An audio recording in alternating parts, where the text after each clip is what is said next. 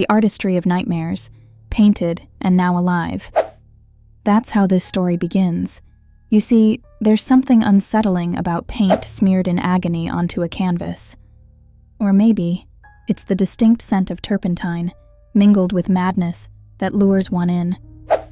Tonight, my darling creatures of the dark, let me pull you into the eerie world of obsessed painter Jorge Lysander. His paintings were renowned not for their beauty, but for their dread. Images of gnarled faces, distorted landscapes, and skies weeping crimson. What Jorge created wasn't just visual. His art whispered, screamed, and clawed at you, but only if you stared long enough. Museums clawed over his creations, collectors paid exorbitantly, and thrill-seekers visited his gallery as though stepping onto a roller coaster of unease. Yet no one truly understood where Jorge drew his inspiration. Believe me when I say, it wasn't imagination. It was worse. Much worse. Late one evening, in his dim attic studio, Jorge received a visitor. A woman, swathed in black, her face hidden in the folds of a wide-brimmed hat. She called herself Madame Février. Her voice? Smooth, like polished obsidian. "You've painted emotion. You've exposed anguish," she remarked, circling a haunting canvas of a corpse-like figure reaching into a blackened sky. "But you haven't painted the truth yet. Paint what's real, Jorge, if you dare." Intrigued, Jorge sneered. "What truth do you mean?" came his reply, dripping with the arrogance of an accomplished creator. Madame Février chuckled softly. "You'll see," she whispered, as she slid a gift onto his cluttered desk. An ancient wooden box. Inside? A palette, its surface scabbed with dried, twisting remains of crimson, black, and sickly greens.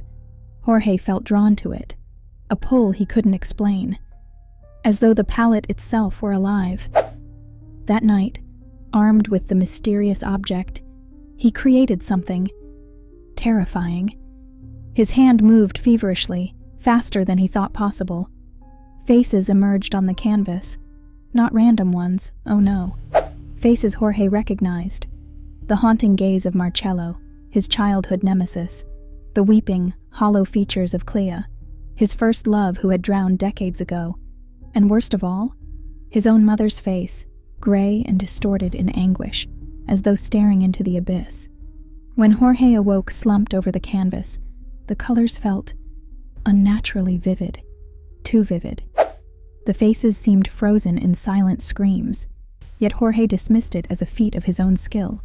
He proudly hung the new painting in his gallery to glowing, morbid reviews. But then, strange events followed. Visitors claimed they felt watched. Some fainted from what they described as the vibration of the painting.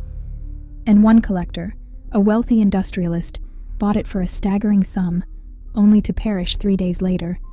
"Heart attack," said the doctors. Yet those who knew him claimed his dying words were, "It's staring back." Jorge became both enthralled and horrified by his creation.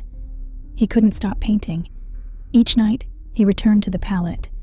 And each night, new horrors clawed their way onto the canvas. More faces emerged. People Jorge knew. People Jorge loved. Or perhaps hated in the recesses of his dark, spiraling mind. Soon, bizarre incidents seemed to crawl from the paintings into reality. A gallery caretaker reported hearing whispers from Jorge's works when alone. Stone-faced sculptures melted into twisted grins near his paintings. And then, one stormy evening, the paintings came alive. There's no other way to say this. Jorge returned one night to his studio, only to catch movement out of the corner of his eye. A face, painted 2 days prior, had turned toward him. Its eyes blinked. He was so paralyzed by fear, he couldn't move. The grotesque creature on his canvas began to stretch itself out, pulling free of its two-dimensional confines, its slimy hand reaching toward Jorge. In terror, he flung the palette into the fire burning nearby. But no flames would consume it. The cursed wood only crackled, refusing to burn as though it were mocking him. Madame Fevrier appeared behind him that same moment, her voice a dagger slicing through his panic. "I told you to paint truth, did I not?" she murmured, her wide-brimmed hat shadowing everything but a bone-chilling grin. "What is this? What have you done to me?" Jorge screamed. "Ah, Jorge," she replied, tilting her head. "You've pulled them from the abyss, exposed them. Your truth was buried, and now it's on display. But art has a toll, does it not?" That was the last anyone saw or heard of Jorge Lysander. His paintings remain scattered, a macabre treasure hunt for those who don't believe the warnings displayed alongside. Do not look for too long. If by some grim chance you find one of Jorge's works, I suggest you close your eyes. Better yet, walk away. After all, the artistry of nightmares is best left unexplored. Some colors bleed forever into reality. Was Jorge a visionary, a madman, or simply a victim of something he couldn't escape? That, my dear creatures of the dark, is for you to decide. But I must warn you, paint holds shadows, and sometimes they stare back.